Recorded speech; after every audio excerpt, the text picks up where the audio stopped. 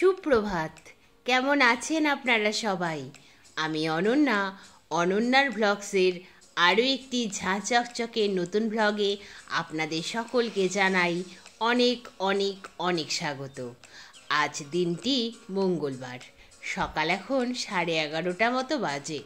আপনাদেরকে সাথে নিয়ে ঠিক এখন থেকেই আজকের ব্লগটি আমি শুরু করছি। আশা করছি আজকের ব্লগটি আপনাদের সকলের ভীষণ ভালো লাগবে। সকালে যথারীতি প্রতিদিনের মতোই ঘুম থেকে উঠে ব্রাশ করে ফ্রেশ হয়ে বাসি কাজগুলো আমি সেরে নিয়েছি। তারপর ভাবছি সকালের জলখাবার থেকেই আজকের ব্লগটি আমি শুরু করি আপনাদেরকে সাথে নিয়ে। প্রতিদিন একই রকম ব্লগ প্রায় করা হয়ে থাকে, কিছু নতুনত্ব দেখানোর চেষ্টা করছি সেই জন্যই। তাই প্রতিদিনের ব্লগ আলাদা আলাদা টাইম থেকেই শুরু করছি আমি। তো যথারীতি সকালের জলখাবার পর্ব সেরে রান্নাবান্না শুরু করে দিয়েছি। আজ আবার চিমনি ইনস্টল করতে আসার কথা 2 থেকে 2:30-এর মধ্যে, সেই জন্যই বেশ তাড়াহুড়োই করছি বলতে পারেন। আজ যেহেতু মঙ্গলবার, সেই জন্য আজ তো আবার নিরামিষ খাওয়ার দিন। তাড়াহুড়ো করে আজ বিশেষ কিছু রান্না করলাম না।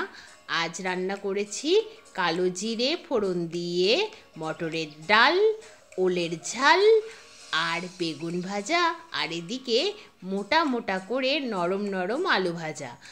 আর ডালের মধ্যে আলু সিদ্ধ দিয়ে দিয়েছিলাম, সে আলু সিদ্ধটাকেও মেখে নিয়েছি। ব্যাস এইটুকুই। আর ভাত তো রয়েছে। রান্নাবান্না কমপ্লিট করে আমাকে আবার একটু ব্যাংকে যেতে হয়েছিল। চিমনিটা যে নিতে হবে তার জন্য তো পেমেন্ট করতে হবে বলুন, সেই জন্যই ব্যাংক থেকে টাকা তুলে আনলাম চিমনি কেনার জন্য আর কি। সেই টাকা তুলে এনে কোনো রকমের ড্রেস চেঞ্জ করে ফ্রেশ হয়ে নিয়ে রান্নাঘরে টাইলস পরিষ্কার করতে বসে পড়েছি।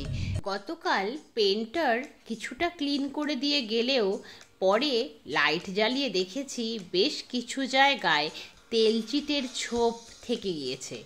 রেড হারপিক দিয়ে ঘষলে কোনো ছোপই আর বাকি থাকবে না, সেই জন্যই ঘষে নিচ্ছি। হ্যাঁ, যদিও চিমনি ইনস্টল করবেন যিনি, উনি বলেছিলেন আমরা ক্লিন করে নেব কেরোসিন তেল দিয়ে। আমি আর ওনাদের ভরসায় রাখিনি, নিজের কাজ নিজে করে নেওয়াই ভালো বলুন। ওনারা ইনস্টল করতে আসবেন, ওনারা ইনস্টলটাই ভালো করে করুন, তাহলেই হবে বলুন। আমি ক্লিন করে রাখি।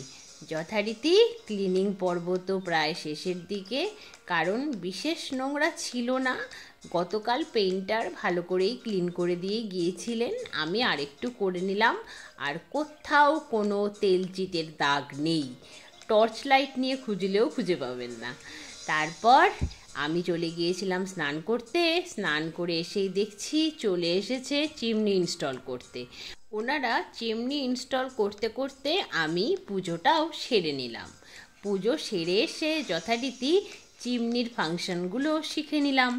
এতদিন যেহেতু চিমনি বাড়িতে ছিল না, তাই ফাংশনগুলোও জানা ছিল না, সবটা শিখে নিলাম। তারপর প্রচুর কাগজপত্র দিয়ে গেলেন, সেগুলো বুঝে নিলাম। ওনাদেরকে পেমেন্ট করে দেওয়া হলো, ওনারা চলে গেলেন।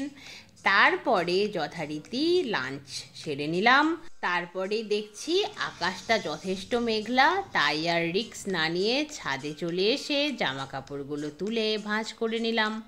তারপর রেডি হয়ে বেরিয়ে পড়লাম মাকে নিয়ে ফিজিওথেরাপি করাতে। ফিজিওথেরাপি করে বাড়িতে এসে যথারীতি চা বানিয়ে কটকটি দিয়ে খেয়ে নিলাম। চা পর্ব কমপ্লিট হয়ে যাওয়ার পরে মা আর মেয়েতে মিলে টিভি দেখছিলাম। তারপরে বাবার ডিনারের টাইম হয়ে গিয়েছিল, তাই বাবাকে ডিনারটা সার্ভ করে দেওয়া হলো। বাবার ডিনার হয়ে যাওয়ার পরে মা টিভি দেখছিল, আর সেই ফাঁকে আমি ব্লগটাকে এডিট করে নিলাম। তারপরে মা ও আমি ডিনারটা সেরে এলাম। তারপরে রান্নাঘরের যা যাবতীয় কাজ থাকে সেগুলো কমপ্লিট করে চলে এলাম ঘরে। ঘরে এসে বেডটাকেও রেডি করে নিয়েছি, এখন শুধু শুয়ে পড়তে হবে। ভীষণ ক্লান্ত লাগছে, শোয়া মাত্রই চোখে ঘুম এসে যাবে আমি জানি। যাই হোক, পুজোর আগে একটা ইচ্ছে আলটিমেটলি পূরণ হলো। মুড়িবাচি করে রান্নাঘরে রং করানো হলো, আর একদিনের মধ্যে চিমনিটাও ইনস্টল করা হলো। বড্ড শান্তি পেয়েছি জানেন। আর সত্যি সত্যি আজকে সান্ত্বনা দিদি কাজে এসেছে। বাবা, এটি হলো শান্তি পাওয়ার দ্বিতীয় কারণ। আর বাইরে মুষলধারায় বৃষ্টি হচ্ছে, ভীষণ মেঘের গর্জন। জানি না কালকে সকালে আবার আবহাওয়াটা কেমন থাকবে। বৃষ্টি মুখর হলে আবার সান্ত্বনা দিদি কিন্তু আসবে না, তাহলে আবার সেই মুশকিলই রয়ে যাবে।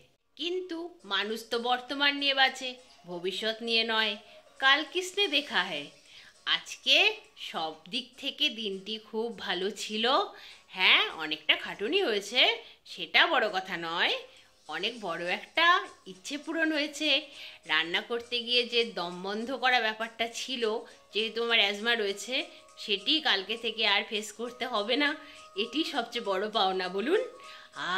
শান্তি। তাহলে এই শান্তির সাথেই আজকের ব্লগটি আজকের মতো এ পর্যন্তই। আবার আপনাদের সঙ্গে দেখা হবে খুব শিগগিরই অন্য একটা নতুন ব্লগে। ততক্ষণ আপনারা সবাই খুব ভালো থাকবেন, সুস্থ থাকবেন, সাবধানে থাকবেন, নিরাপদে থাকবেন। আর আজকের ব্লগটি কেমন লাগলো অবশ্যই জানাবেন আমাকে কমেন্ট করে। ভালো লাগলে একটা লাইক করে দেবেন। আর যদি আপনারা চান তাহলে অনন্যার ব্লগস চ্যানেলটিকে সাবস্ক্রাইব করতে পারেন। এইভাবেই অনন্যার ব্লগসের পাশে থাকবেন, এইভাবেই চ্যানেলটিকে সাপোর্ট করবেন। তাহলে আজকের মতো আসি। Good night, bye bye.